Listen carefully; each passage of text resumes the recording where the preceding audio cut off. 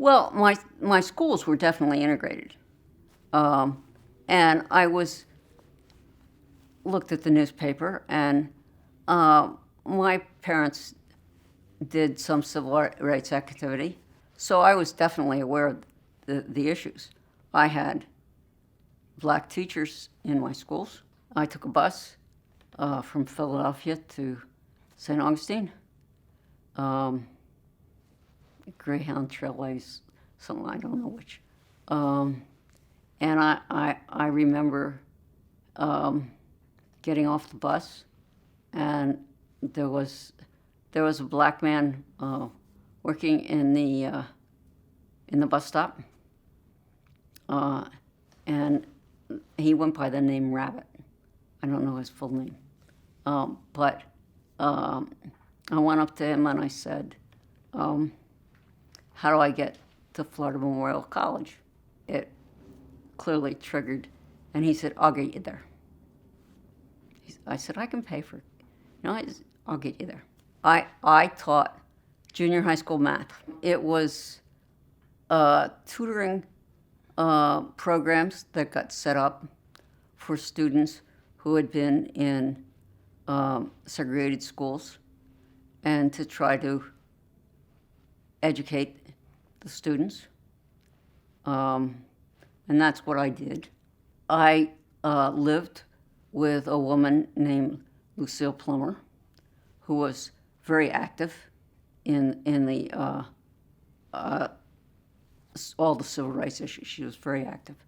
And I was staying with her. And outside of the house, actually it was right next to my bedroom window, there was a 100-gallon propane tank.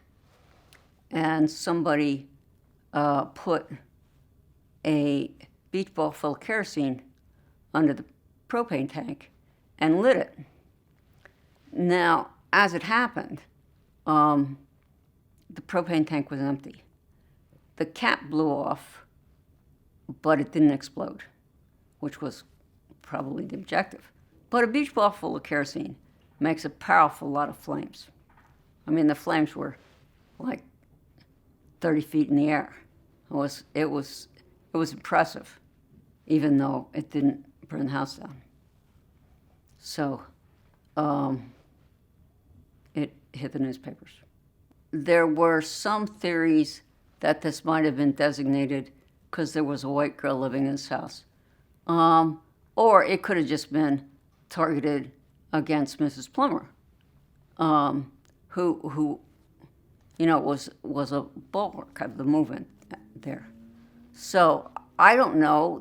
The FBI investigated. They wanted to talk to me about, any reasons that it might be directed at me. After this firebombing incident, my mother was very uncomfortable, and she wanted me to come home.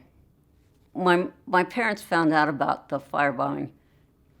My mother says the phone started ringing at 5 in the morning, and she said she had like 15 papers by 7 a.m., and they said, you have a daughter in St. Augustine, is she okay? And she didn't know what was going on. They said by 8 in the morning, my grandparents in Philadelphia had heard about it and called and says, Gail, okay? Whereas my parents had been pro these issues in general, other people in the family weren't. And they didn't understand at all. I was very determined to stay. I had issues with my mother in particular. My father said, well, that's the way we brought her up. She wants to stay. She should stay. My mother did not feel that way. And I had to take a stand. I didn't think of myself as great, but I definitely believed in the issues. I had seen discrimination, but I had not seen whites-only water fountains and things like that, and direct actions of violence, and I had, as you mentioned, had some non-violence background, where I had been in various kinds of demonstrations in the past, but I hadn't seen real violence like a firebomb, or I mean there were, and that was just one incident. I mean there were a lot of things that happened, and just to become aware that this is real. The experience definitely changed me, and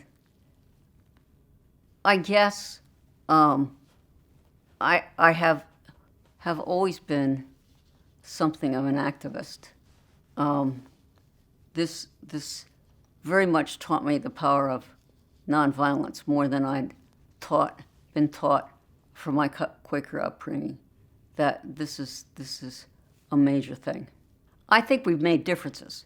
We've certainly made differences, but I think we have a ways to go too. You don't see whites only water fountains. You don't around here. You wouldn't see a black person being a cashier in a grocery store. I mean, there's all sorts of things that have opened. So I think there have been changes. I don't think we've reached nirvana or anything.